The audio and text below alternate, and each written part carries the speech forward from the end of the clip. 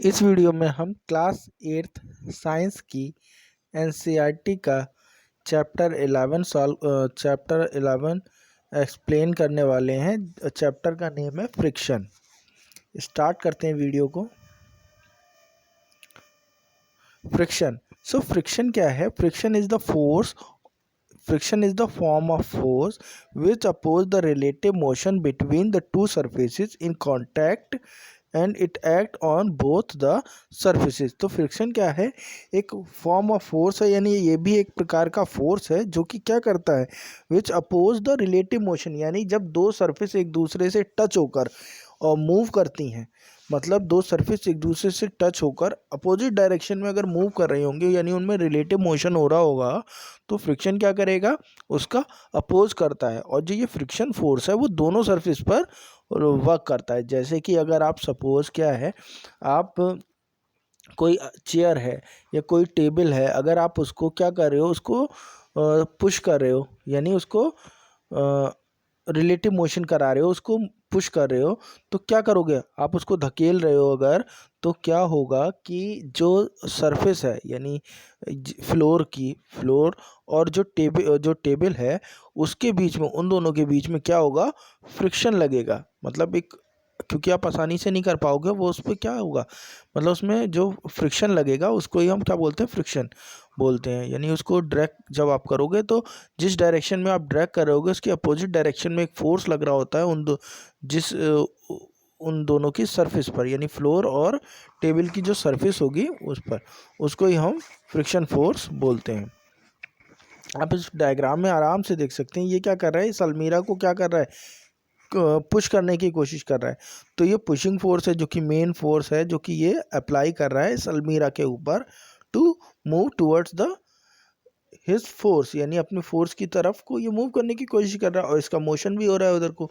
लेकिन क्या है, जो अलमीरा है और जो फ्लोर का सरफेस है, उनके बीच भी एक फोर्स वर्क कर रहा है यहाँ पर, और उस फोर्स को हम बोलते हैं फोर्स ऑफ फ्रिक्शन। यानी यही फोर्स क्या है? फोर्स ऑफ फ्रिक्शन है, जो कि इन दोनों ऑब्जेक्ट, यानी अलमीरा और जो सरफेस है, फ्लोर है, उन दोनों की सरफेस पर जो फोर्स लग रहा है उसको हम फ्रिक्शन फोर्स बोलते हैं।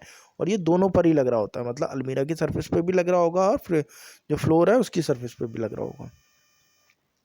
Force that can affect friction, यानी ऐसी कौन कौन से पॉइंट्स हैं या फैक्टर्स हैं दैट कैन अफेक्ट फ्रिक्शन, जो कि फ्रिक्शन को अफेक्ट करते हैं। First, irregularities of a surface, यानी कि अगर जो सरफेस हैं जो आपस में रिलेटिव मोशन कर रही हैं, उनकी सरफेस पर की इरेगुलरिटीज़ पर डिपेंड करता है कि कितनी इरेगुलर सरफेस है।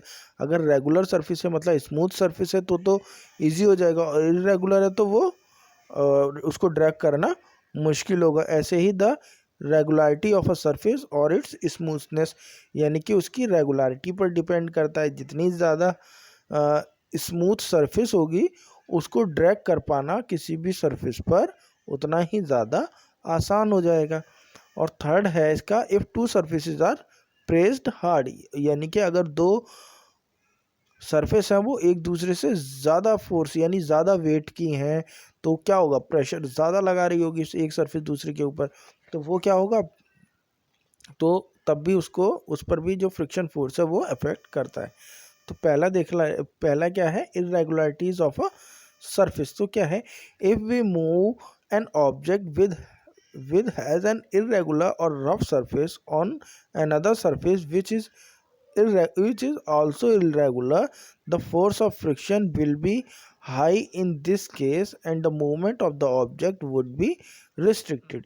यानी हम क्या कर रहे हैं कि एक सरफेस को मूव कर रहे हैं, और जिस सरफेस के ऊपर हम मूव कर रहे हैं, सपोज आप फर्स्ट सरफेस को, एक ऑब्जेक्ट है आपके पास, आप उसको मूव कर रहे हो, और जिसके ऊपर मूव कर रहे हो वो भी क्या है? वो भी रफ है, और जिस सरफेस को मूव कर रहे हो वो भी जो है रफ है, ऑब्जेक्ट भी रफ है, और आप जिस फ्लोर पर उसको मूव कर रहे हो वो भी रफ है। तो क्या होगा? तो उनके बीच में जो फ्रिक्शन होगा इस केस में बहुत ज़्यादा होगा, यानी फ्रिक्शन फोर्स क्या होगा? बहुत ज़्यादा होगा, और उसको मूव कर पाना बहुत ज़्यादा डिफ़िकल्ट हो जाएगा हमारे लिए, वेरी, ठीक है, रिस्ट्रिक्टेड होगा बहुत ज़्यादा। ऐसे ही आप इसमें देख सकते हो कि ये क्या कर रहा है, एक बहुत ज़्यादा एफर्ट के साथ पुश कर रहा है इसको, बिग फोर्स है ना, और सरफेस क्या है, रफ है। दोनों की, ऑब्जेक्ट की भी सरफेस रफ है और जो फ्लोर है उसकी भी सरफेस रफ है। तो जो फ्रिक्शन होगा वो कैसा होगा, हाई फ्रिक्शन होगा, यानी बहुत ज़्यादा फ्रिक्शन लगेगा। अब the irregularities of a surface और इट्स स्मूथनेस, अगर हम क्या कर रहे हैं, अगर जो सरफेस है वो कैसी है, स्मूथ है, तब क्या होगा, तो आप स्मॉल पुश करेंगे, यानी आप थोड़ा भी पुश करेंगे, ज़्यादा फोर्स नहीं भी लगाएंगे, तो भी क्या होगा, जो ऑब्जेक्ट है वो मोशन करने लगेगा और जो फ्रिक्शन होगा वो स्मूथ हो जाएगा। The surface of either the object are smooth, the force of friction would be less and the object would move easily over the surface. The smooth surface have a certain irregularities, ठीक है, even smooth surface have certain irregularities, यानी कि अगर object smooth होगा तो वो क्या होगा, आसानी से मूव कर पाएगा। लेकिन एक चीज़ याद रखने की है कि सरफेस कितनी भी क्यों ना स्मूथ हो, बट उसमें कुछ ना कुछ इरेगुलरिटीज होती हैं। बिल्कुल रेगुलर फोर्स, वो भी रेगुलर सरफेस किसी की भी नहीं हो सकती, आइडियल है ना। और अगर बहुत ज़्यादा, जो आइडियल जिसे बोलते हैं कि अगर वैसी स्मूथ होगी तो क्या होगा, तो ज़ीरो फ्रिक्शन हो जाएगा, तो उसको मूव करना मतलब आप हल्के से भी धक्का दोगे तो भारी से भारी ऑब्जेक्ट बहुत आसानी से मूव हो सकता है। But it is not possible, that was the ideal condition, जो कि एक आइडियल कंडीशन है और आपको पता है आइडियल कुछ भी नहीं होता है। चलो नेक्स्ट है, if two forces are pressed hard, यानी कि अगर दो ऑब्जेक्ट हैं और वो एक दूसरे को प्रेसली हार्ड है, मतलब प्रेस्ड करे हुए हैं hardly. If the force of friction increases between two surface if they are pressed hard and hence the movement of the object become restricted, यानी कि अगर दो ऑब्जेक्ट को हमने क्या किया है, प्रेसली हार्ड कर दिया है, मतलब हार्डली प्रेस्ड कर दिया है, उनको दबा दिया है बहुत बुरी तरह से, तब भी उनके बीच में उनको भी मूव कराना मुश्किल हो जाएगा। However there is no pressure the object can easily move, यानी कि जब वो प्रेशर हट जाएगा तो वो आसानी से मूव कर सकती हैं। मतलब क्या हुआ है, इसको इस तरह से समझ सकते हो कि आपके पास एक अलमीरा है, आप उसको मूव करा रहे थे, पर आपने क्या किया, उसमें प्रेशर बढ़ाने के लिए क्या किया, आपने अलमीरा में सामान भर दिया बहुत सारा, तो अब उसको मूव कराना मुश्किल हो पाएगा कि उसको ड्रैग ही तो कर रहे हो आप, उठा के तो नहीं ले जा रहे हो। उठा के ले जाओगे तो ये वेट बढ़ रहा है, आप तो सिर्फ ड्रैग कर रहे हो ना, लेकिन वो हार्डली प्रेस्ड हो जाएगी क्योंकि आपने उसके अंदर सामान भर दिया बहुत सारा, तो वो हार्डली प्रेस्ड हो जाएगी, तो उसको मूव करना मुश्किल हो जाएगा। तो आप क्या करो, वो प्रेशर को रिलीज़ करो, मतलब उसके जो सामान है अलमीरा का वो बाहर निकाल दो, और उसके बाद आप उसको ड्रैग करोगे तो you will find you can easily move that, ठीक है, आप आसानी से फिर उसको मूव कर पाओगे। नेक्स्ट है टाइप्स ऑफ फ्रिक्शन। तो फ्रिक्शंस जो हैं वो कितने टाइप्स के होते हैं। फर्स्ट स्टैटिक फ्रिक्शन है, सेकंड स्लाइडिंग फ्रिक्शन है, थर्ड रोलिंग फ्रिक्शन है, और फोर्थ है लास्ट फ्लूइड फ्रिक्शन। तो static friction, sliding friction, rolling friction या फ्लूइड फ्रिक्शन क्या होता है, हम आगे इसको समझते हैं। बट हमें एक चीज़ याद रखनी है इसमें कि जो रोलिंग फ्रिक्शन है वो सबसे कम होता है, उससे ज़्यादा होता है स्लाइडिंग फ्रिक्शन, और उससे ज़्यादा होता है स्टैटिक फ्रिक्शन। यानी जो स्टैटिक फ्रिक्शन है वो सबसे ज़्यादा होगा, स्लाइडिंग फ्रिक्शन उससे कम होता है, रोलिंग फ्रिक्शन उससे और कम होता है। देख लेते हैं स्टैटिक फ्रिक्शन क्या है। When friction, static friction acts on object when they are resting on the surface, यानी स्टैटिक फ्रिक्शन कब वर्क करता है, जब कोई भी ऑब्जेक्ट जो है वो रेस्ट में है, मोशन नहीं कर रहा है। यहाँ पर आप देख सकते हो कि मोशन नहीं कर रहा है ऑब्जेक्ट, रेस्ट में था, आपने फोर्स लगाया तो जो फ्रिक्शन लगेगा सरफेस में और ऑब्जेक्ट की सरफेस में और फ्लोर की सरफेस में, that is the static friction. क्यों, क्योंकि ऑब्जेक्ट मूव नहीं कर पा रहा है। और स्टैटिक फ्रिक्शन जो है वो सबसे ज़्यादा होता है, मैक्सिमम होता है, सबसे ज़्यादा कौन होता है, स्टैटिक फ्रिक्शन ही होता है। अब अगर नेक्स्ट देखते हैं स्लाइडिंग फ्रिक्शन। तो sliding friction is the friction that acts on the object when they are sliding over a surface, यानी स्लाइडिंग फ्रिक्शन कब वर्क करता है, जब वो स्लाइडिंग फ्रिक्शन किसी भी ऑब्जेक्ट पर उस टाइम वर्क करता है जब वो फ्लोर पर या किसी अनदर सरफेस पर क्या कर रहा होता है, स्लाइड कर रहा होता है। यानी स्लाइडिंग के टाइमर जो फ्रिक्शन वर्क करता है उसको हम स्लाइडिंग फ्रिक्शन बोलते हैं। जब ऑब्जेक्ट मोशन में नहीं होता है उस समय जो फ्रिक्शन लगता है उसको हम स्टैटिक फ्रिक्शन बोलते हैं। तो sliding friction is weaker then the static friction, यानी स्लाइडिंग फ्रिक्शन क्या होता है, स्टैटिक फ्रिक्शन से वीकर होता है। अब ये स्टैटिक ज़्यादा कैसे हो गया, स्लाइडिंग कम कैसे हो गया, इसको आप इस चीज़ से देख सकते हो कि ना, कि अगर सपोज कोई अलमीरा है या कोई भी चीज़ है, तो आप उसको जब मूव, अगर वो रेस्ट में है तो उसको आप जब मूव कराना शुरू करते हो, तो जब स्टार्ट करते हो मूव कराना, तो उसको जब तक उसमें मूवमेंट नहीं आती है तब तक उसको मूव कराना थोड़ा कठिन होता है। और लेकिन जैसे ही वो अपनी पोजीशन से चेंज हुई और वो स्लाइड करना शुरू हो गई, यानी मूव करना शुरू हो गई, तो आप उसको आसानी से खींचते हुए ले जा सकते हो। मतलब स्टार्ट शुरू में हमें ज़्यादा फोर्स लगाना पड़ता है। या अगर आप क्लास की बेंचें भी इधर उधर सरकाते होगे तो आपने देखा होगा कि जब आप शुरू करते हो, मतलब जब उसको रेस्ट से मोशन में लाते हो, तब आपको ज़्यादा फोर्स लगाना पड़ता है, क्योंकि वो स्टैटिक फ्रिक्शन के अंडर होती है उस समय। और एक बार जब वो मूवमेंट में आती है तो आप उसको आसानी से दूर तक मूव कर पाते हो। ठीक है, तो आप देख सकते हो कि स्लाइडिंग में क्या होगा, स्लाइडिंग जो है ऑब्जेक्ट है वो मोशन में है, तो फोर्स जो है वो हमें स्लाइडिंग फ्रिक्शन क्या होगा, थोड़ा कम होगा। अब देख लेते हैं रोलिंग फ्रिक्शन। सो रोलिंग फ्रिक्शन क्या है? Rolling friction is the friction that acts on object when they are rolling over a surface.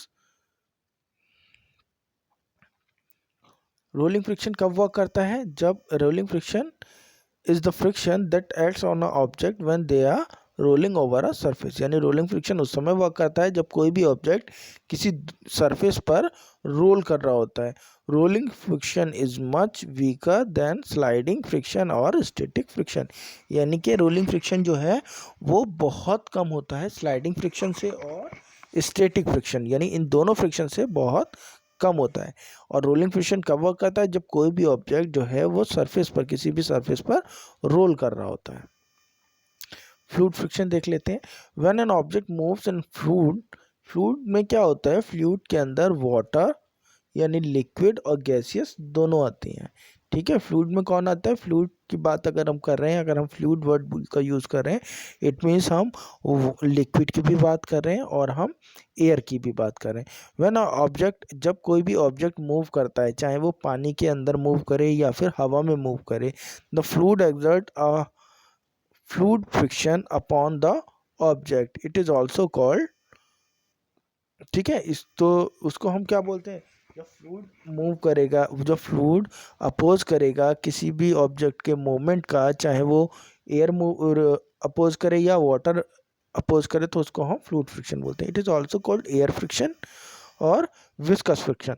तो एयर फ्रिक्शन हम किस केस में बोलते हैं? When the medium of the object is travelled in air, तो इसको हम एयर फ्रिक्शन बोलेंगे। जब कोई भी ऑब्जेक्ट है वो पानी के अंदर यानी एयर के अंदर मूव कर रहा है, सॉरी।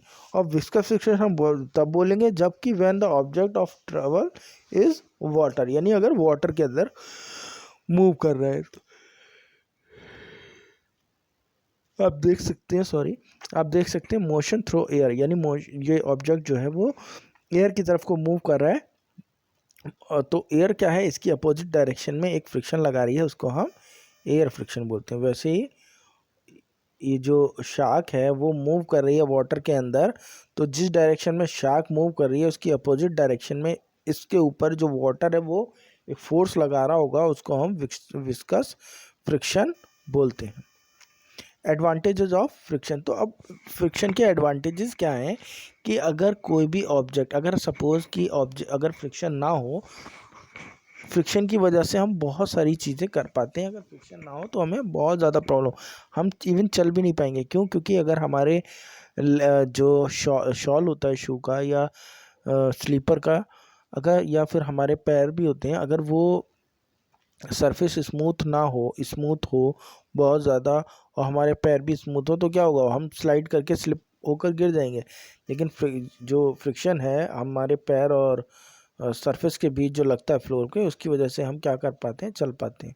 चलो देख लेते हैं एडवांटेजेस ऑफ फ्रिक्शन क्या क्या है। Friction force, friction force is necessary for various purpose in our daily lifes such as it allow us to walk on the earth surface, यानी कि हम इसकी फ्रिक्शन की वजह से हम क्या कर पाते हैं, अर्थ की सरफेस पर चल पाते हैं। और अगर ये फ्रिक्शन फोर्स नहीं हो तो क्या होगा कि हम फिसल कर गिरने लगेंगे ठीक है, और फ्रिक्शन अगर नहीं लगेगा। It allow us to write with a pen और अ सरफेस ऑफ पेपर, यानी अगर अगर फ्रिक्शन नहीं होगा या अगर फ्रिक्शन नहीं होगा तो क्या होगा कि हम पेन के ऊपर मतलब पेन से पेपर के ऊपर लिख नहीं पाएंगे। तो लिखने की वजह से क्या, क्योंकि जो सरफेस होती है पेपर की वो थोड़ी रफ होती है, तो उस पर क्या होता है आसानी से हम लिख पाते हैं। It allow us to fix a nail in the wall, यानी फ्रिक्शन की वजह से ही क्या होता है कि जो नेल है वो वॉल के अंदर रुकी रहती है। अगर फ्रिक्शन ना हो, आपने एक बार फोर्स लगाकर वो नेल को जो है फिक्स कर दिया, लेकिन अगर फ्रिक्शन नहीं होगा तो क्या होगा कि वो नेल आसानी से आप हाथ से खींचोगे वो बाहर आ जाएगी। तो वो कौन सा फोर्स होता है, वो फ्रिक्शन फोर्स होता है, यानी उसको कस के प्रेशराइज्ड फ्रिक्शन होता है जो कि उसको कील को नेल को पकड़ लेता है और उसको बाहर नहीं आने देता है। A moving object would never be able to come to the state of rest without the friction force, यानी कि अगर फ्रिक्शन फोर्स नहीं होगा तो क्या होगा कि मूविंग ऑब्जेक्ट जो है वो हमेशा ही मूव करता रह जाएगा। अगर आपने किसी भी बॉल को मूव किया तो आप देखते हो कि कुछ दूर जाके वो रुक जाती है। तो अगर फ्रिक्शन फोर्स नहीं होगा तो क्या होगा, वो बॉल जो है वो कंटिन्यूसली ऐसे ही मूव करती रहेगी करती रहेगी करती रहेगी, मतलब वो बॉल रुकेगी ही नहीं। ठीक है, तो इस चीज़ में भी, और it would not possible to drive any automobile on the road without the friction force, यानी कि हम चल तो नहीं सकते, बाकी ऑटोमोबाइल्स भी वर्क नहीं कर पाएंगे अगर फ्रिक्शन नहीं होगा। यानी जो रोड होती है और रोड और जो टायर्स होते हैं, तो टायर्स वो भी क्या करते हैं, ग्रिप बना कर रखते हैं, उसमें फ्रिक्शन लगता है तभी जो है जो व्हीकल है वो ऑटोमोबाइल है वो आसानी से रोड के ऊपर चल पाता है। और आपने देखा होगा कि वायर फ्रिक्शन को बढ़ाने के लिए जो टायर है उसकी सरफेस को में ग्रूव्स बनाए जाते हैं ताकि ज़्यादा से ज़्यादा उसमें फ्रिक्शन लग सके। डिसएडवांटेजेस, यानी कुछ फ़ायदे हैं तो कुछ डिसएडवांटेजेस भी हैं। फ्रिक्शन के डिसएडवांटेजेस देख लेते हैं क्या क्या हैं। Frictional force results in wear and tear of an object such as the moving parts of a machine, the tyres of a vehicle, sole of the shoe, यानी फ्रिक्शन फोर्स की वजह से क्या होता है, वियर एंड टियर आ जाता है object के अंदर, यानी कि वो ऑब्जेक्ट जो है वो घिस जाते हैं और घिस जाते हैं। अब एग्जांपल देख सकते हो आप इसका कि जो मशीन्स होती हैं उनका जो मूविंग पार्ट होता है, जो ज़्यादा मूव कर रहा होता है, वो भी क्या होता है घिस जाता है, तो उसको क्या होता है फिर से रिप्लेस करना पड़ता है। या फिर अगर हम टायर्स की बात करें जो कि मूविंग पार्ट है, जो कि डायरेक्ट टच में रहता है रोड के साथ, वो भी क्या होता है ज़्यादा चलने की वजह से, फ्रिक्शन की वजह से वो भी घिस जाते हैं। और ऐसे ही सोल ऑफ शूज़, यानी कि हमारे जो शूज़ के शॉल होते हैं वो भी घिस जाते हैं। It also returns it also results in the production of heat. In case of machines, the production of heat leads to wastage of energy, यानी फ्रिक्शन की वजह से क्या होता है कि हीट भी जनरेट होती है। जब ज़्यादा फ्रिक्शन लगता है तो हीट भी जनरेट होती है। अब अगर हम अपने हाथों को रब भी करते हैं तो वो भी क्या होती है, दो सरफेस हैं और एक दूसरे के ऊपर अगर रब हो रही हैं, है ना बात, तो क्या हो रहा है, तो उसमें फ्रिक्शन लगता है, इसी की वजह से हीट जनरेट होती है, यानी दो ऑब्जेक्ट को रब करके ही हीट जनरेट होती है। तो इसकी वजह से क्या होता है कि ज़्यादा वेस्टेज होती है, एनर्जी का लॉस होता है। Friction force also leads to the decrease in the speed of a moving object और सम टाइम स्टॉप इट। तो फ्रिक्शनल फोर्स क्या करता है कि किसी भी मशीन के या किसी भी मूविंग ऑब्जेक्ट को अगर जितना ज़्यादा फ्रिक्शन होगा तो उसको मूव करने में उतना ही ज़्यादा एफर्ट हमें लगाना पड़ेगा। तो अगर वो ज़्यादा स्मूथ होगा तो उसमें कम एफर्ट लगाना पड़ेगा, तो इसकी वजह से हमें ज़्यादा एफर्ट भी लगाना पड़ जाता है।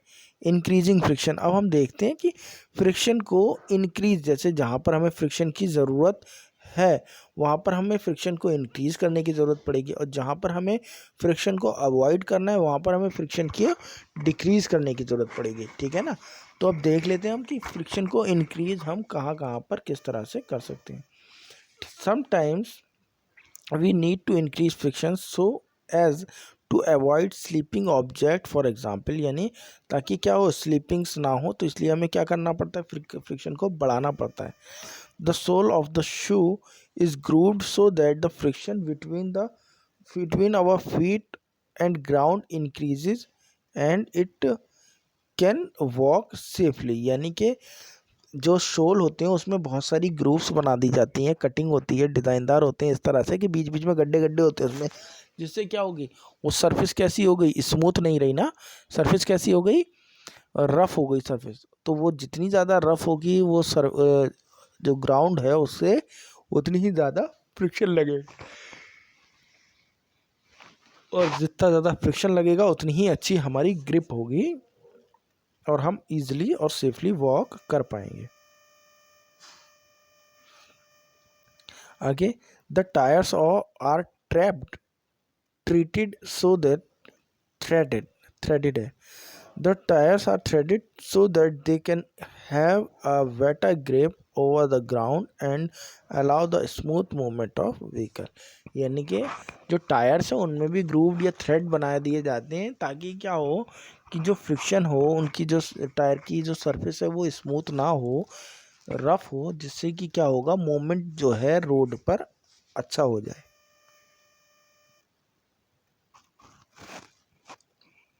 Brake pads are used in bike to stop them suddenly from moving by increasing the amount of friction, यानी जो ब्रेक पैड लगाए जाते हैं बाइक्स में गाड़ी को रोकने के लिए, वो भी क्या करते हैं, उनमें भी फ्रिक्शन को इंक्रीज, वो क्या करते हैं, वो फ्रिक्शन की वजह से ही तो कि हम क्या करते हैं, टायर्स में फ्रिक्शन जनरेट कर देते हैं, जिसकी वजह से क्या होता है कि बाइक जो है वो रुक जाती है। Kabaddi players rub their hands with soil which help in increasing the friction between hand and allow them to have an easy grip to the opponent opponents. So kabaddi players को आपने देखा होगा कि वो क्या करते हैं, अपने हाथों पे मिट्टी लग, ताकि क्या होगा, हाथ में अगर मिट्टी लगा लेंगे तो उनके जो हाथ है वो रफ हो जाएंगे, और जब वो उनका अपोनेंट उनके पाले में आएगा तो वो उसको ईजिली, जो उनकी ग्रिप है वो ज़्यादा मजबूत हो जाएगी और वो उसको ज़्यादा कस के पकड़ पाएंगे। ठीक है, तो इसलिए वहाँ भी आप फ्रिक्शन को देख सकते हो, इस तरह से इंक्रीज करते हैं। और gymnast also apply a coarse substance so that they can have a better grip due to increased friction in their hands, यानी जिमनास्ट भी जो है अपनी ग्रिप को अच्छा करने के लिए वो क्या करते हैं, जब वेट उठाते हैं उससे पहले एक कोरस सब्सटेंस आपने देखा होगा वाइट कलर का, वो अपने हाथों पे लगा लेते हैं, जिससे कि क्या हो, उनके हाथ जो है वो रफ हो जाए और वो आसानी से जो उनकी ग्रिप है वो अच्छी हो जाए और वो वेट को अच्छी तरह से पकड़ सकें। रिड्यूसिंग, अभी तो हमने देखे कि किस तरह से इंक्रीज किया जाता है फ्रिक्शन को, अब हम देखते हैं कि कुछ चीज़ों में हमें फ्रिक्शन को रिड्यूस करने की भी ज़रूरत होती है। So reducing friction, sometimes in order to have a smooth movement of an object we need to reduce the friction, for example, यानी कुछ केसेस में हमें क्या होता है, ऑब्जेक्ट, किसी भी ऑब्जेक्ट के जो फ्रिक्शंस होते हैं उसको we need to reduce the friction, हमें उसको रिड्यूस करने की ज़रूरत होती है। The powder is sprinkled. The powder is sprinkled over the carom board to decrease the friction between the board surface and the striker. It in this way the surface of the carom board becomes smooth. तो क्या होता है कि carrom board में powder छिड़का जाता है ताकि क्या हो, जो कैरम बोर्ड है और जो उसकी जो स्ट्राइकर है वो क्या हो जाए, स्मूथ हो जाए, मतलब ताकि हम क्या कर सकें, इस जो हम अगर हल्के से भी चोट मारेंगे तो वो ज़्यादा तेज़ फोर्स लग सके। ठीक है, तो स्मूथ हो जाए वो, इस वजह से हम वो लगाते हैं इसको, इसके फ्रिक्शन को रिड्यूस करने के लिए। gears are used in bicycle and other motor of different parts of a machine to reduce the friction and increase their efficiency. यानी ग्रीस इज़ यूज, यानी ग्रीस लगाई जाती है। ग्रीस जो बाइसिकल्स हैं या मोटरसाइकिल्स हैं या मशीन्स के पार्ट्स में, ताकि क्या हो, उनके बीच का जो फ्रिक्शन है वो कम हो जाए। अगर सरफेस से सरफेस टच होगी तो उसमें क्या होगा, फ्रिक्शन लगेगा। तो गैस क्या, ग्रीस यहाँ पर क्या करता है, एक लुब्रिकेंट का वर्क करता है, यानी है ना लुब्रिकेंट। और लुब्रिकेंट से क्या हो जाएगा कि जो फ्रिक्शन है वो रिड्यूस हो जाता है। Oil is applied on the हिंग्स of the door so that they can move easily. यानी हम क्या करते हैं, जो डोर के हिंग्स होते हैं यानी जो कब्जे होते हैं उनमें भी ऑयल लगा देते हैं, जिससे कि क्या होता है कि जो डोर है वो आसानी से खोल और बंद कर सकते हैं, उसमें चूँ चाँ की आवाज़ नहीं आती है। वरना आपने देखा होगा कि जब फ्रिक्शन की वजह से वो अकड़ जाते हैं तो उनमें क्या होता है, आवाज़ें आने लगती हैं। तो उसके जो हिंग जॉइंट्स होते हैं यानी कि जो कब्जे होते हैं उसमें हम ऑयल लगा देते हैं। बॉल बेयरिंग, अब बॉल बेयरिंग देख लेते हैं क्या चीज़ है। बॉल बेयरिंग क्या है, a bearing is in which a part are separated by a ring of a small freely rotating metal balls और ball bearing are used to reduce the friction। यानी ball bearing को भी friction को reduce करने के लिए use किया जाता है। इसमें क्या होता है, दो सिलेंड्रिकल शेल की ऑब्जेक्ट्स होते हैं ये दो, और इनके बीच में क्या होता है, मेटल बॉल लगा दिया जाता है। एक साइड हमें एक्सल फंसा देना होता है, दूसरी साइड हमें जो है डायरेक्ट सरफेस कॉन्टैक्ट में रहती है, जिससे कि क्या होता है, फ्रिक्शन रिड्यूस हो जाता है।